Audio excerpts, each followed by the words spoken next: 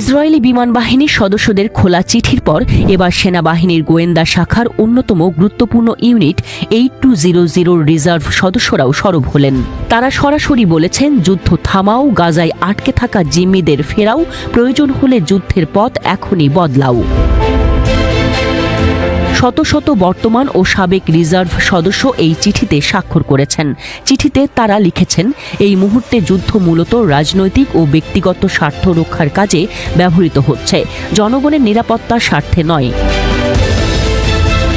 তারা সতর্ক করে দিয়েছেন, যুদ্ধ চালিয়ে গেলে কোনো লক্ষ্যই পূরণ হবে না, বরং এতে ইসরায়েলি জিম্মি, সৈনিক ও বেসামরিক মানুষ মরবেন।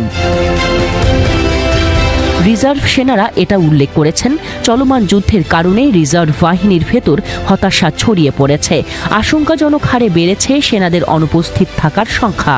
তারা উদ্বেগ প্রকাশ করে বলেছেন, এটি ইসরায়েলের সামরিক শক্তির উপর দীর্ঘমেয়াদে প্রভাব ফেলবে।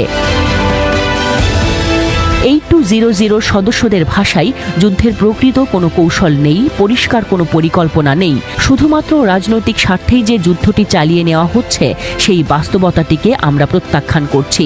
তারা সরাসরি বলছেন, আমরা দেখছি হামাস এখনও গাজার নিয়ন্ত্রণে রয়েছে, নতুন যোদ্ধা সংগ্রহ করছে, অথচ সরকার এখনও পর্যন্ত এদের উৎখাতের কোনো বাস্তবিক রূপরেখা জনগণের সামনে হাজির করতে পারেনি।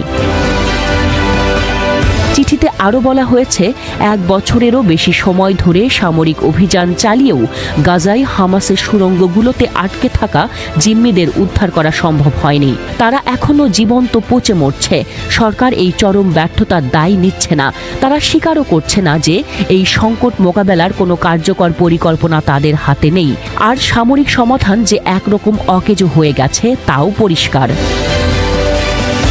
এই অবস্থায় চিঠির মূল দাবি একটি বাস্তবসম্মত চুক্তিতে পৌঁছানো।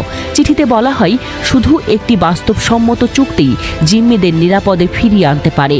এখনই যুদ্ধ থামাও, জিম্মিদের বাড়ি ফেরাও। প্রতিটি অতিবাহিত দিন ওদের মৃত্যুর দিকে ঠেলে দিচ্ছে, আর প্রতিটি মুহূর্তের দেরি আমাদের জাতীয় অপমান।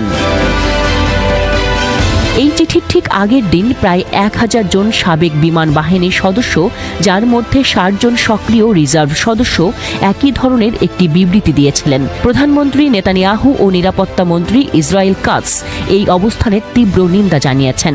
স্বাক্ষরদাতাদের মধ্যে যারা সক্রিয় রিজার্ভে রয়েছেন তাদের বরখাস্তের ব্যাপারেও চিন্তা করা হচ্ছে।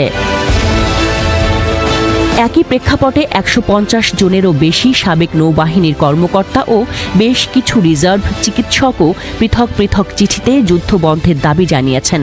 তাদের বক্তব্য, যুদ্ধের মাধ্যমে নয়, বরং তাৎক্ষণিক যুদ্ধবিরতি ও সমঝোতার পথেই গাজায় আটকে থাকা জিম্মিদের দ্রুত ফিরিয়ে আনা সম্ভব। এছাড়াও ইসরায়েলি চ্যানেল 12-এর তথ্য মতে, দেশটির বিভিন্ন শিক্ষা প্রতিষ্ঠানের প্রায় 2000 জন শিক্ষক প্রফেসরও এই যুদ্ধের বিরোধিতা করে পিটিশনে স্বাক্ষর করেছেন। তাদের যুক্তি, শুধুমাত্র একটি চুক্তি জিম্মিদের বাঁচিয়ে আনতে পারে, সামরিক চাপ বরং উল্টো ওদের মেরে ফেলছে।